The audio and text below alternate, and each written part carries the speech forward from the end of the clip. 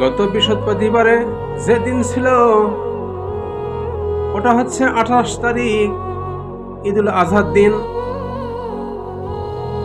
সেদিন কুরবানির দিন ছিল, সবাই কুরবানি করলো এবং আনন্দ ফুর্তি করলো। কিন্তু কিছু কিছু লোক তারা সুদের টাকা থেকে, সুদের সমিতি থেকে টাকা তুলে নিয়ে কুরবানি করলো। কিন্তু কুরবানি করা হচ্ছে ওয়াজিব, আর কুরবানির পশু দেখা সুন্নাত। কিন্তু আমরা ওয়াজিবকে বেশি তলব করছি, কিন্তু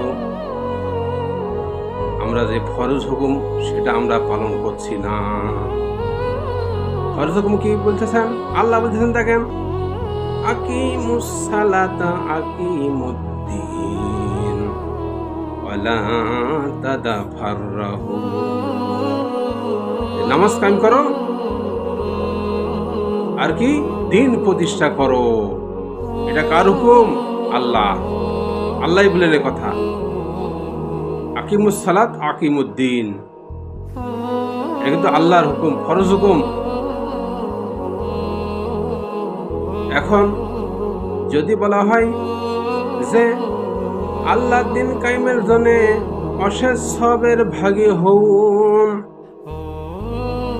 তখন আমি বলি যে আমি রাজনীতি ফাজনীতি কিছু বুঝি না, কিন্তু ভোট দেওয়ার সময় ঠিকই ধর্ম নিরপেক্ষের পক্ষে যায় ভোট দেয়।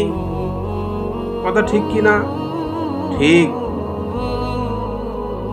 তার কারণ অনেক লোক আছে বলে যে সমস্ত ক্ষমতার উৎস জনগণ, কিন্তু আল্লাহ কি বলেন দেখেন, আল্লাহ বলতেছেন আনাল কুওয়াতা লিল্লাহি জামিয়া। সমস্ত ক্ষমতার উৎস আল্লাহ।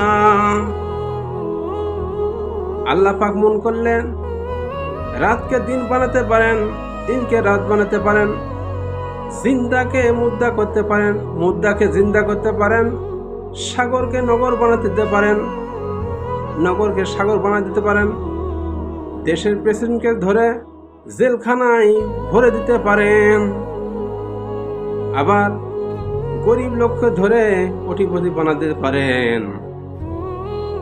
কে বললেন? আল্লাহ।